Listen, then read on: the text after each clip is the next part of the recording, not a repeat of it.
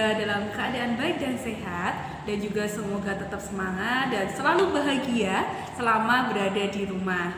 Nah, sebelum kita lanjutkan, kita akan menyerukan salam kebanggaan kita. Salam Tarakanita. Satu hati, satu semangat, Tarakanita. Yes. Oke, agar kita bisa saling mengenal satu sama lain, Ibu akan perkenalan terlebih dahulu. Perkenalkan, nama Ibu adalah Dinda Tiara Putri Rasadi. Kalian bisa memanggil Ibu dengan panggilan Bu Dinda.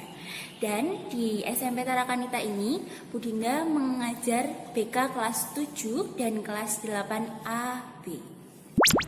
Oke, tadi sudah perkenalan dari Bu Dinda. Sekarang Ibu akan memperkenalkan diri. Perkenalkan, nama Ibu Dominika Triastiti, biasa dipanggil Bu Dominik. Ibu mengajar di SMP Tarakanita ini di kelas 9 dan juga kelas 8 C dan D. Jadi kalian bisa nanti sharing-sharing ilmu dengan Ibu di BK. Oke?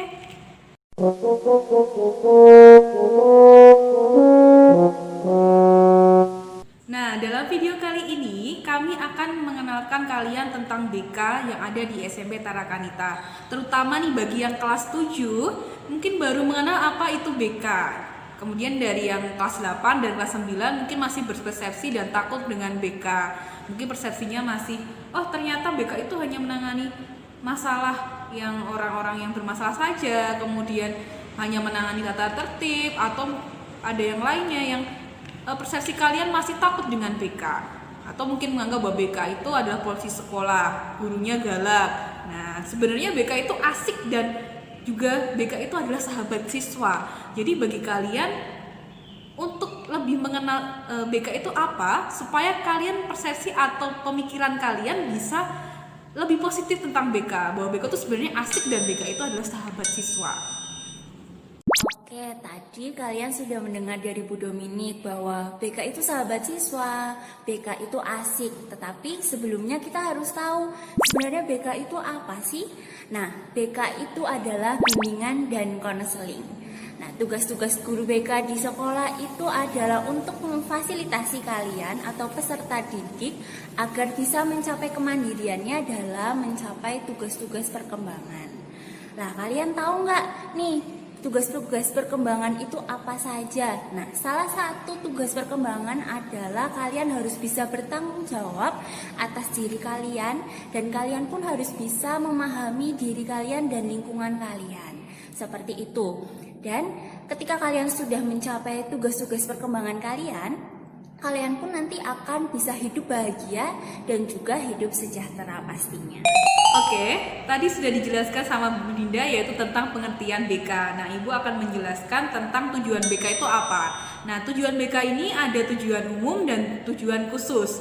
Nah, di sini Ibu akan menjelaskan yang pertama, tujuan khusus layanan BK di sekolah itu apa? Yaitu membantu peserta didik atau kalian untuk mencapai kematangan dan juga kemandirian dalam kehidupan kalian, dalam menjalankan tugas-tugas perkembangan kalian, yaitu dalam aspek pribadi, sosial, kemudian akademik atau belajar, dan juga karir. Nah, untuk tujuan khususnya dalam layanan bimbingan konseling yaitu yang pertama, yaitu memahami dan menerima diri dan lingkungan. Jadi kami akan membantu kalian dalam memahami diri kalian sendiri dan juga lingkungan kalian, bagaimana sifat orang lain, kemudian bagaimana saya harus bersikap dengan orang lain, itu juga sangat penting. Nah, yang kedua yaitu merencanakan kegiatan penyelesaian studi dan perkembangan karir kalian untuk kedepannya bagaimana. Jadi kami akan membantu kalian yang masih bingung tentang saya selanjutnya setelah SMP itu mau lulus ke mana, mau daftar kemana, SMA, SMK. Nah, apakah kalian bisa menentukan hal itu atau masih bingung? Nah, kami akan membantu kalian untuk merencanakan karir kalian kedepannya itu bagaimana. Kemudian yang ketiga yaitu mengembangkan potensi diri seoptimal mungkin. Jadi kami akan membantu kalian mengembangkan potensi diri kalian. Bagi kalian yang mungkin potensi atau bakat atau kemampuan kalian belum tahu, atau mungkin sebenarnya sudah tahu tapi belum tahu bagaimana cara mengembangkannya, nah kami akan membantu kalian untuk mengenal potensi kalian dan juga mengembangkan potensi kalian. Kemudian yang keempat yaitu agar kalian dapat menyesuaikan diri dengan lingkungan, yaitu beradaptasi. kalian harus mampu loh beradaptasi dengan lingkungan kalian agar kalian dalam kehidupannya menjadi semakin lancar dalam menjalani apapun. Nah, kemudian yang kelima yaitu mengatasi hambatan dan kesulitan yang kalian hadapi di kehidupan kalian. Misalkan nih ada kesulitan atau hambatan dalam belajar, misalkan dalam manajemen waktu, kemudian dalam memahami materi. Nah, kami akan membantu kalian untuk bagaimana sih caranya agar kalian menghadapi kesulitan yang bagaimana cari solusinya itu bagaimana. Kemudian yang keenam yaitu membantu kalian untuk mengaktualisasikan diri kalian. Mengaktualisasikan itu adalah bagaimana sih jati diri kalian itu seperti apa. Nanti agar kedepannya agar kalian nanti dalam tahap semakin dewasa akan tahu apa tujuan hidup saya. Yaitu apakah kalian ingin bahagia atau ingin sejahtera. Nah, itu bagaimana caranya kan harus punya daya untuk juangnya bagaimana. Nah, agar nanti kalian juga bisa menjadi pribadi yang bertanggung jawab, mandiri dan juga punya daya juang yang tinggi. Oke? Oke, tadi kita sudah mendengarkan tentang pengertian dan juga tujuannya. Sekarang kita akan lebih mendalam lagi memahami tentang bidang pelayanan apa saja yang akan diberikan kepada kalian. Yang pertama ada pribadi, kedua sosial, ketiga ada belajar, dan yang terakhir ada karir. Bu Dinda akan mencoba untuk menjelaskan satu persatu. Yang pribadi ini, jadi seorang guru BK nanti akan memberikan pendampingan agar kalian bisa memahami diri kalian, bisa menerima, dan kalian pun bisa mengambil keputusan-keputusan yang tepat dan tentunya yang bertanggung jawab. Yang kedua itu adalah bidang sosial. Bidang sosial ini kalian sebagai seorang individu harus bisa berinteraksi dengan lingkungan kalian, baik itu lingkungan baru maupun lingkungan yang lama, sehingga kalian pun bisa diterima di dalam suatu lingkungan yang ada di sekitar kalian. Yang ketiga yaitu adalah bidang belajar.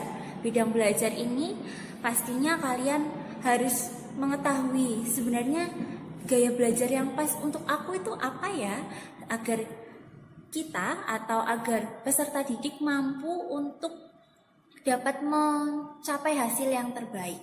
Yang terakhir itu bidang karir. Bidang karir ini adalah bagaimana peserta didik dapat merencanakan masa depannya dan merencanakan cita-cita ke depannya itu apa. Dan cita-cita ini harus bisa sesuai dengan potensi yang kalian miliki tentunya. Potensi kalian harus kalian maksimalkan dan kalian pun harus mencapai cita-cita kalian yang sesuai. Jangan sampai cita-cita kalian itu tidak sesuai dengan kemampuan atau bakat yang kalian miliki. Dan dari keempat bidang ini harus kalian laksanakan dengan baik atau harus kalian optimalkan dengan baik. Karena apa? Ketika kalian bisa memahami satu bidang, misalnya pribadi, tetapi kalian tidak bisa berinteraksi dengan lingkungannya atau lingkungan kalian, akhirnya akan berdampak negatif juga.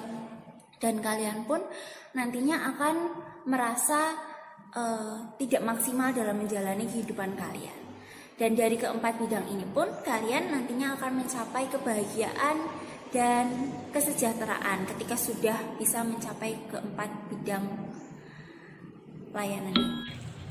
Oke, tadi sudah mendengarkan penjelasan dari Bu Dinda yaitu tentang bidang bimbingan dan konseling. Nah, selanjutnya Ibu akan menjelaskan tentang asas yang ada di layanan bimbingan dan konseling. Nah, yang pertama yaitu asas kerahasiaan. Nah, jadi bagi kalian yang masih takut untuk bercerita atau berkonsultasi dengan guru BK, jangan takut karena kami mempunyai asas kerahasiaan. Jadi guru BK maupun kalian sebagai peserta didik harus bisa menjaga kerahasiaan. Jadi guru BK bisa menjaga kerahasiaan dan kalian juga bisa menjaga kerahasiaan.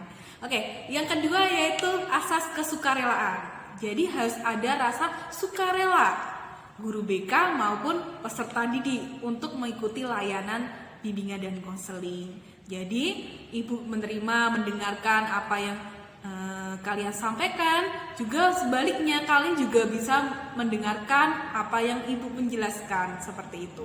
Kemudian yang ketiga yaitu asas keterbukaan.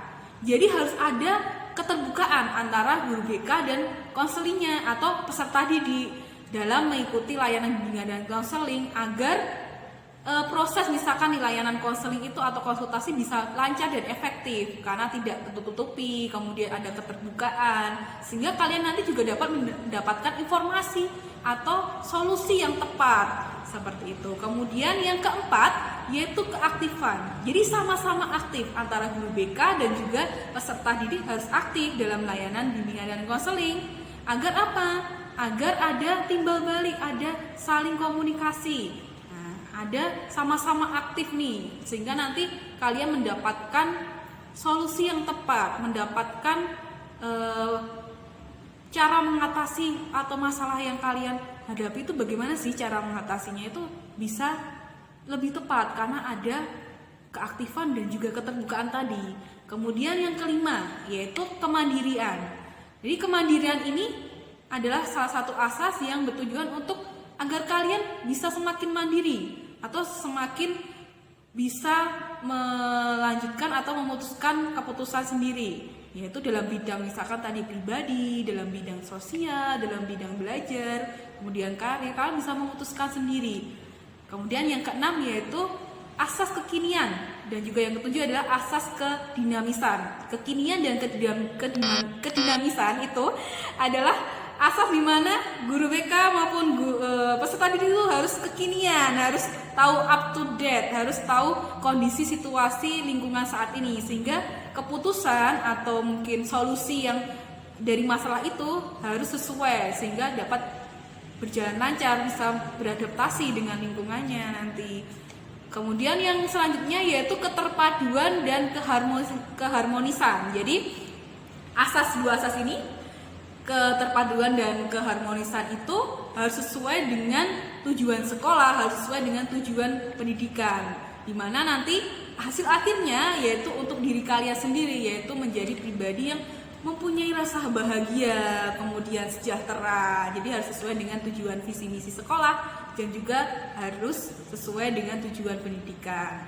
Kemudian yang selanjutnya yaitu yang ke-10 yaitu asas keahlian. Jadi kalian jangan khawatir, jangan takut apabila bercerita dengan kami sebagai guru BK karena kami sudah ahli dan sudah menempuh pendidikan sebagai guru BK. Jadi kalian jangan khawatir ya. Kemudian yang ke-11 yaitu Tutwuri Handayani, di mana kami sebagai guru BK itu memfasilitasi kalian peserta didik untuk mencapai tingkat perkembangan yang optimal. Tadi kan sudah dijelaskan tingkat perkembangan, tugas-tugas perkembangan kalian tuh menjadi apa aja gitu kan sudah dijelaskan.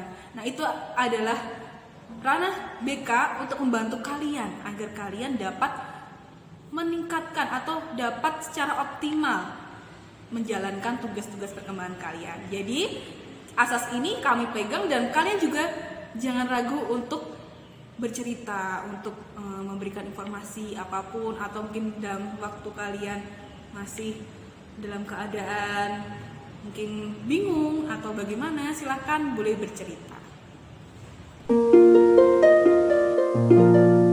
Oke, masih semangat ya semuanya ya.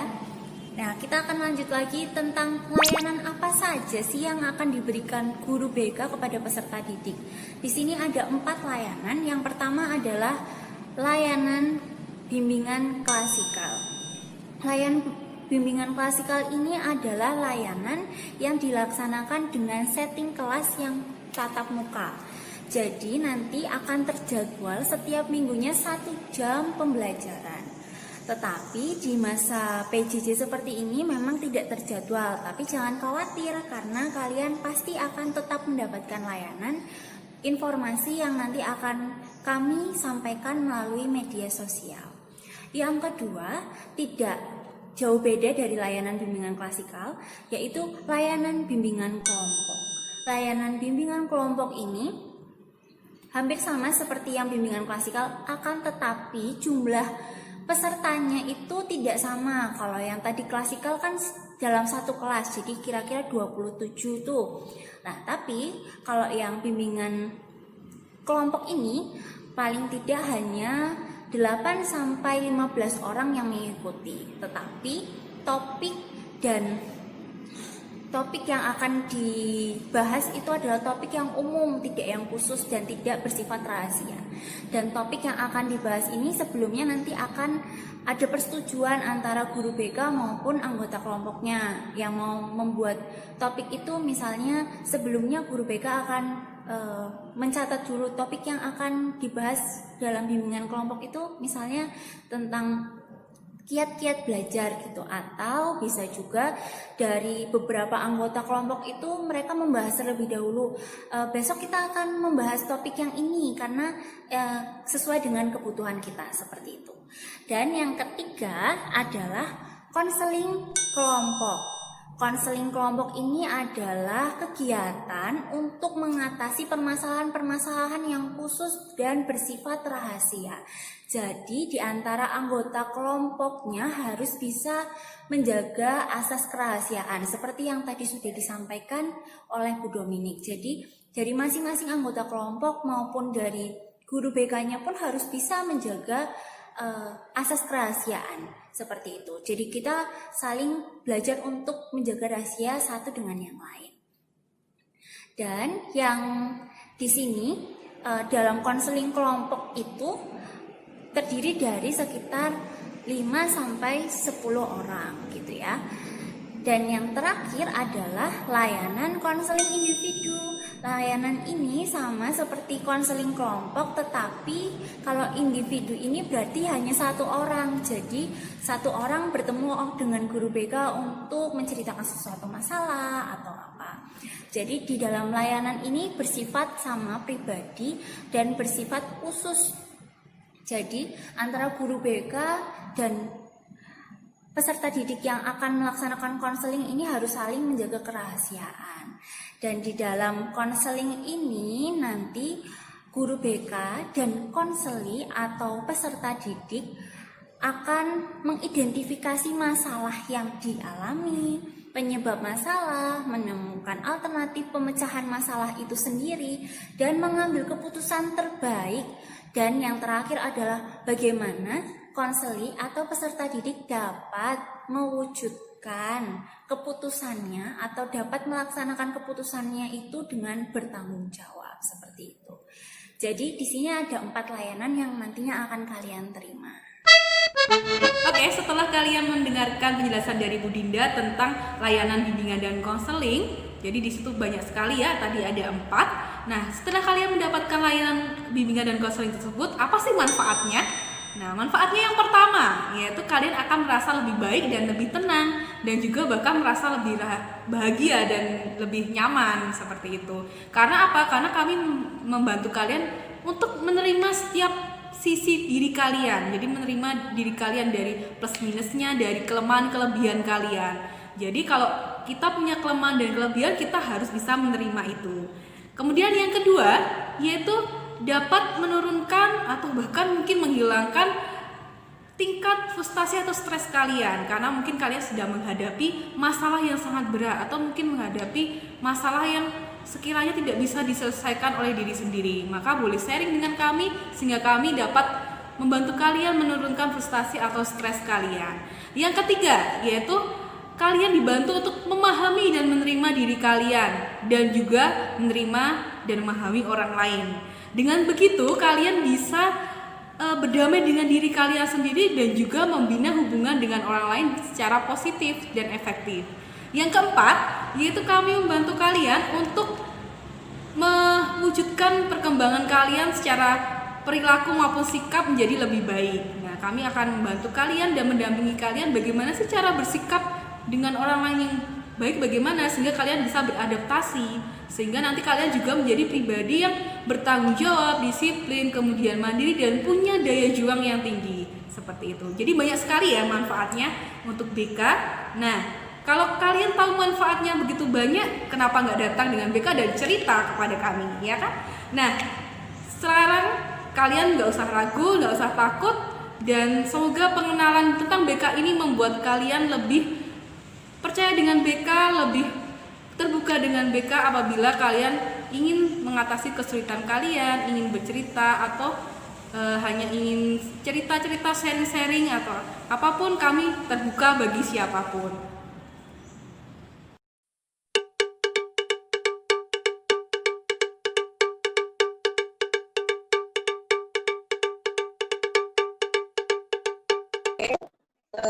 Hari ini kita akan membahas mengenai tanggapan di Instagram. Ya, kemarin kan ini itu update status di Instagram itu tentang pertanyaannya, menurut kalian guru BK itu apa?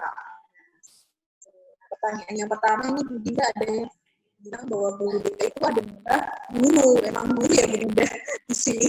Betul, benar banget itu jawabannya. Memang guru tapi bukan guru mapel ya teman-teman. Lebih ke guru, jadi beda ya. Kemudian ini tanggapan yang kedua, ini ada tempat curhat paling enak. Gimana menurut Ibu? Itu benar banget menurut Bu Dinda.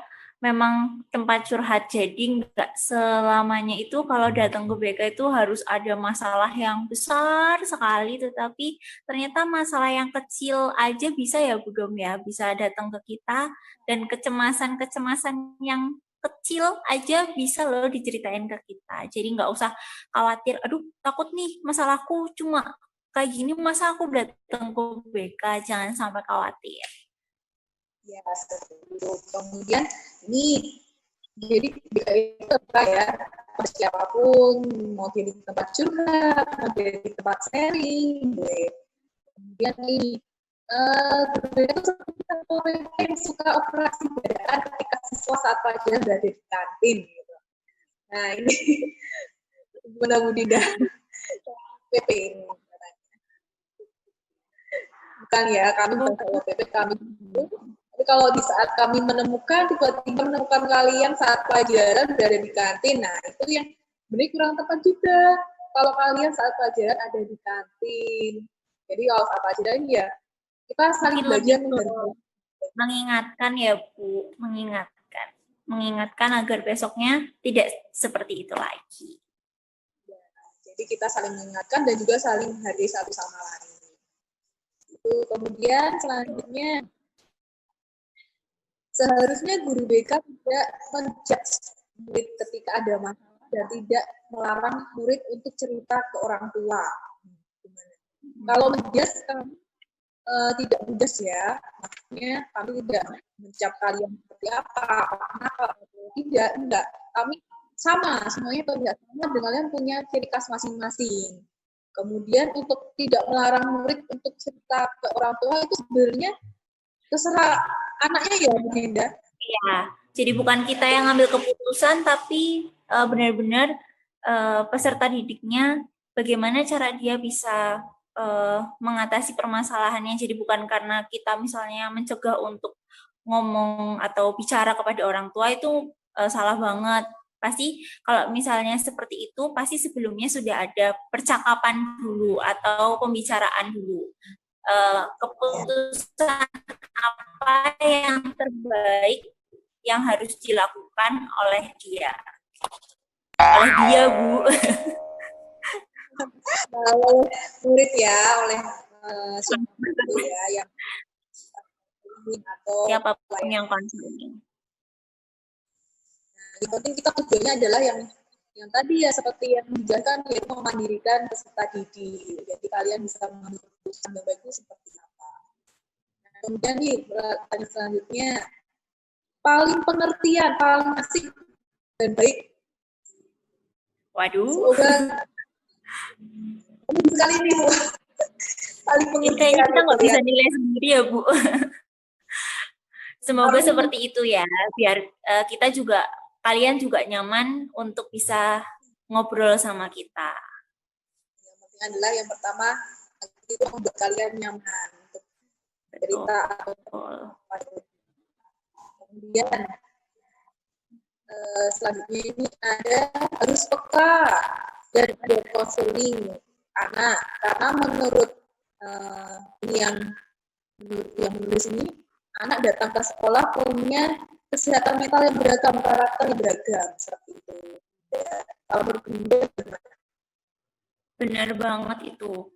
Jadi setiap peserta didik yang datang ke kita itu pasti punya latar belakang yang berbeda, beda dan pastinya juga punya kelebihan dan kekurangannya masing-masing. Jadi kita nggak bisa nyamain satu peserta didik dengan peserta didik yang lain. Jadi yang awal tadi kan juga kita nggak boleh ngejudge, itu benar. Yang sekarang juga kita harus benar-benar paham latar belakangnya itu seperti apa sih sebelum kita nanti memberikan layanan kepada mereka.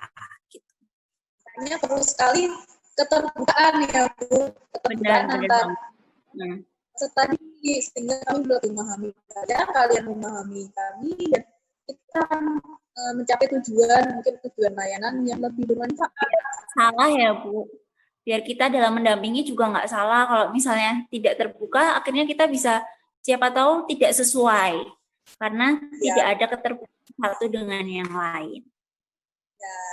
Kemudian ini harusnya tidak pernah marah, karena kalau marah tidak bakal mau cerita sama guru kita, seperti itu katanya. Menurut peserta didik kita sering marah nggak sih Bu? Semoga enggak ya. Itu kan namanya membimbing.